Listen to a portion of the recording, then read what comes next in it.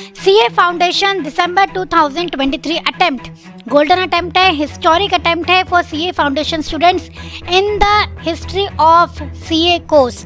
तो आपको क्या करना है, आपको भैया किसी भी कीमत पर दिसंबर का अटेम्प्ट निकालना है, चाहे कुछ भी हो जाए। आपके पास दूसरा ऑप्शन नहीं है, क्योंकि अगर बात मई तक गई तो आप बड़ी प्रॉब्लम में फंस सकते हो। तो आप चाहते हो प्रॉब्लम में ना फंसो, आराम से अपना दिसंबर 23 निकाल लो, तो वीडियो को एंड तक जरूर सुनना। हम आपको बताएंगे कि कैसे आप अपने 12 से 15 मार्क्स कटने से बचा सकते हो इन बिजनेस लॉ एग्जाम, जो कि है आपका पेपर नंबर 2A।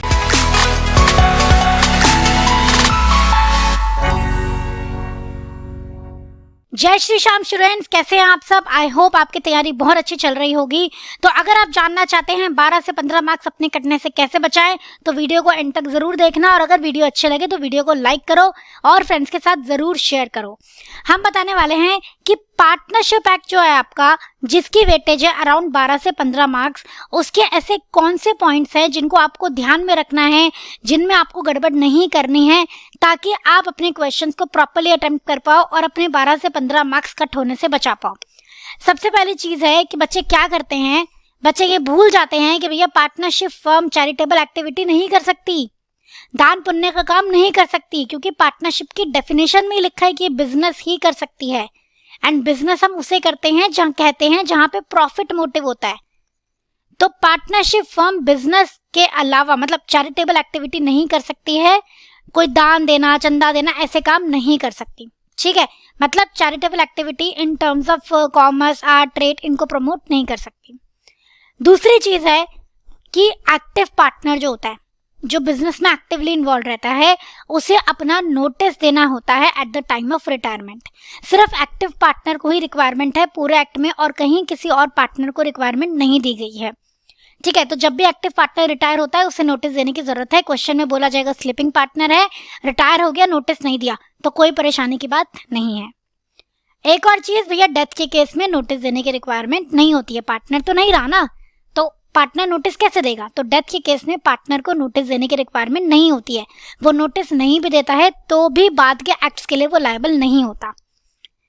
फोर्थ है आपका माइनर बिकम्स पर्सनली लायबल। अब क्या है, देखो, माइनर होता है जो पार्टनरशिप में आता है ओनली फॉर बेनिफिट्स।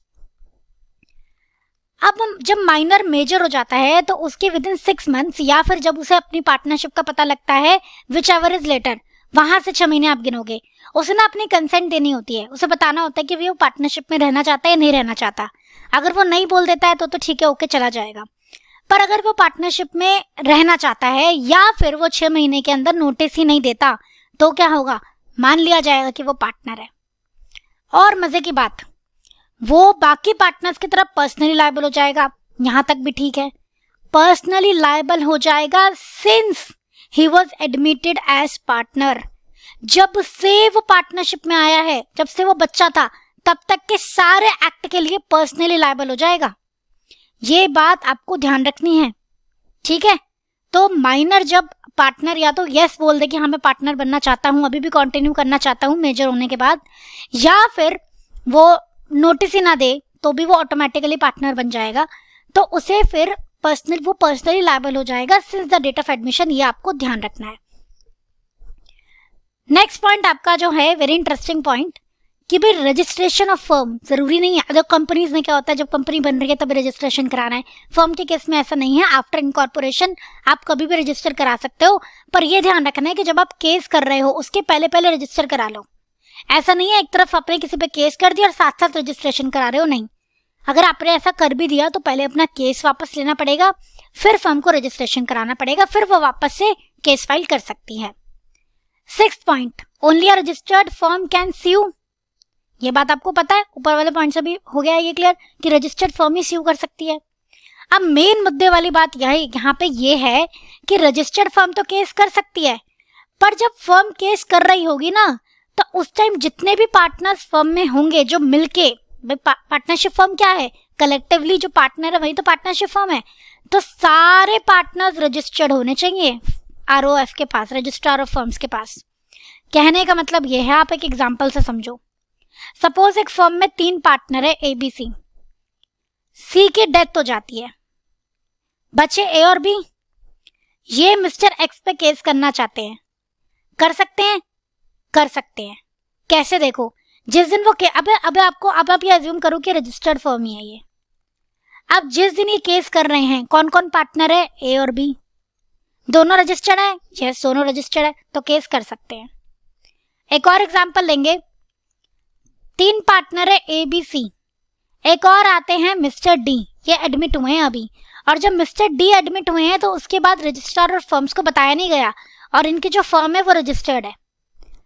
अब आप बताओ, अब ये लोग मिस्टर एक्स पे केस करना चाहते हैं। जिस दिन केस करना चाहते हैं उस दिन कौन कौन पार्टनर है? ए बी सी डी, चारों पार्टनर है। क्या चारों फर्म के पास आरओएफ के पास रजिस्टर्ड है?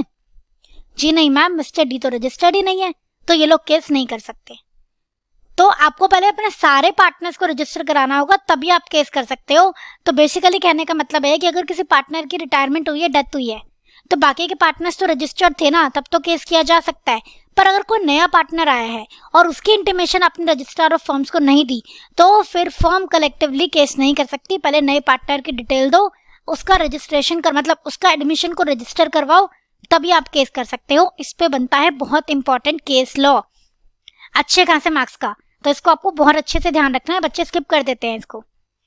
7th पॉइंट, अब यह डिसोल्यूशन के केस में भी पब्लिक नोटिस देना होता है। जब फर्म डिसॉल्व हो जाती है उसका नोटिस भी देना होता है। अगर नहीं देती है तो फर्म जब तक नोटिस नहीं देती है तब तक के सारे एक्ट के लिए लायबल रहेगी, सारे पार्टनर्स लायबल रहेंगे। ये बात आपको ध्यान रखनी है। 8th पॉइंट देखो, अब क्या होता है अगर किसी पार्टनर की डेथ हो जाए तो उसका लीगल रिप्रेजेंटेटिव को उसका सारा शेयर मिल जाता है, ठीक है, जो भी उसका हिसाब किताब बनता है सारा आप पे कर देते हो। क्या वो पार्टनर बन जाता है फर्म का? नहीं। क्या वो बुक्स ऑफ अकाउंट देख सकता है? नहीं। सिर्फ उसे वो शेयर मिल जाएगा जो पार्टनर को मिलना चाहिए था, दैट्स इट, ठीक है। और पार्टनर मतलब वो पार्टनर नहीं रहेगा, सिर्फ उसे शेयर देना है। सेम ये केस है ट्रांसफर ऑफ इंटरेस्ट। अगर कोई एक पार्टनर अपना इंटरेस्ट किसी को ट्रांसफर कर रहा है, that person is known as transferee. तो ट्रांसफरी भी पार्टनर नहीं बनता है, ध्यान रखेंगे। सिर्फ और सिर्फ उसे, जो जिस पर्सन ने अपना शेयर ट्रांसफर करा है, सिर्फ उसका हिस्सा मिलता है। ना तो वो बुक्स ऑफ अकाउंट देख सकता, ना वो मैनेजमेंट में इंटरफेयर कर सकता, ना वो कोई डिसीजन ले सकता, कुछ नहीं कर सकता। सिर्फ अपना हिस्सा लेगा और चुपचाप साइड हो जाएगा। वो तो इवन क्वेश्चन भी नहीं कर सकता कि मुझे बुक्स चेक करनी है, मेरा हिस्सा कितना बनता है। डन। तो ये बात आपको ध्यान रखनी है कि जब बेसिकली बच्चे यहाँ कंफ्यूज होते हैं डेथ के केस में। वो सोचते हैं कि ना अब फादर की डेथ हो गई तो बच्चा पार्टनर बन जाएगा। नो, पार्टनरशिप कभी भी आपको लॉ से नहीं मिलती है कि फादर की डेथ हो जाएगी तो बच्चे को पार्टनरशिप मिल जाएगी। नहीं, पार्टनरशिप हमेशा अग्रीमेंट से अराइज होती है। अगर उसके बच्चे को पार्टनर बनाना है तो उसे अग्रीमेंट के थ्रू पार्टनरशिप फर्म में लाना होगा। ये आपको ध्यान रखना है। क्वेश्चन में इसके ऊपर भी आपसे केस पूछा जा सकता है।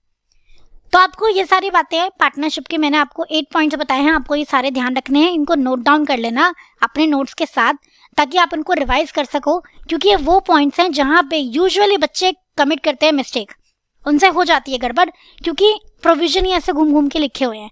तो आपको ये गलती नहीं करनी है। इन्हीं में से क्वेश्चंस पूछे जाते हैं, ज़्यादातर इंपॉर्टेंट टॉपिक्स में से ही मैंने पॉइंट्स लिए हैं। बहुत मेहनत लगी है, बहुत एनालिसिस लगी है कि भैया बच्चे कहाँ कहाँ मिस्टेक करते हैं यूजुअली। तो आपको इस मेहनत को थोड़ा सा आपको रिगार्ड देना है। तो आपको क्या करना है, बस ध्यान रखना है। रिगार्ड देने का मतलब है आप हमारी बातें ध्यान रखो, फॉलो करो और अपना अटेम्प्ट निकाल लो। हम बस यही चाहते हैं। क्लियर? तो आज का सेशन मैं यहीं एंड करती हूँ। आपको बाकी चैप्टर से रिलेटेड भी वीडियोस मिल जाएंगी जहाँ पे आपको बताया होगा कि आपको वहाँ पे कौन कौन से पॉइंट्स ध्यान रखने हैं। तो थैंक यू सो मच बच्चों हमारा सेशन सुनने के लिए। मिलते हैं नेक्स्ट सेशन में, तब तक के लिए जय श्री श्याम।